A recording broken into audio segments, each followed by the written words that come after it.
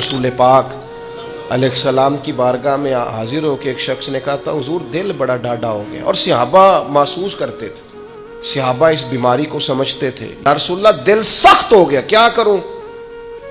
फरमाया कोई यतीम मिले तो उसके सर पे हाथ फेरा कर, अल्लाह तेरे दिल को नरमी अता फरमाए।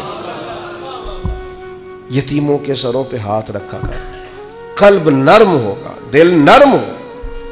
देखिए अल्लाह ताला ने हुजूर को हौसले का पहाड़ बनाया है।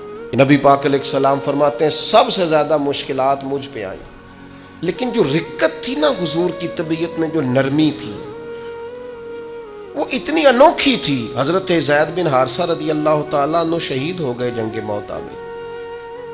नबी करीम अलैहिस्सलाम उनके घर आए, हुजूर सब्र का दर्स देने वाले। 500 के करीब कमोबेश अहादीस व आसार आपको मिलेंगे सब्र के उन्वान पर, 100 के लगभग आयात मिलेंगे, हुजूर सब्र का दर्स देने वाले। लेकिन करीम उनके घर गए, उनकी बेटी सरकार के सामने हाजिर हुई तो बेटी बाप की याद में रो पड़ी।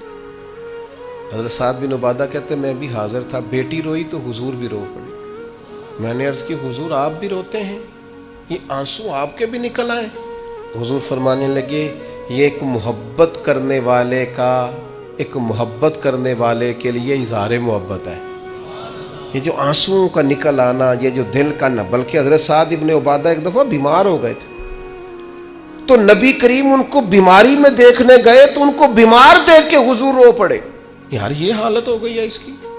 ये नरम दिली नबी करीम की, रिक्कत कल्बी, हुजूर के कल्बे अथर पर जो नरमी है, सख्त ना हो,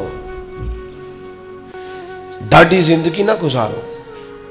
अशिद्दाउ अलल कुफार, काफिर के लिए सख्त हो, तो हमाऊ बैनहुम, आपस में तो मेहरबान रह के वक्त गुजारना।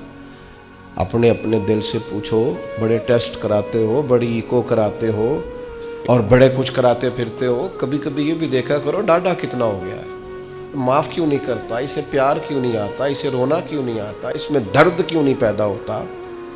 ये भी थोड़ा सा देखा करो कि इसका मेयार इस हवाले से इतना सख्त क्यों हो गया है, इसमें नरमी नहीं आती, किसी के लिए तड़पता ही नहीं, वो भी कोई दिल है कि दिल हो और तड़प ही ना हो। अपनी तबीयत पर गौर करें, मिजाजन सख्त ना बने, तल्ख ना बने, किसी के बारे में भी सोचें, किसी और का भी एहसास करें, किसी और के बारे में भी गौर करें। आपका दिल किसी के लिए भी धड़कना चाहिए, अपनी ज़ात से शुरू होके और अपनी ही ज़ात पर चीज़ों को ख़त्म कर लेना, ये क्या दानिशमंदी है।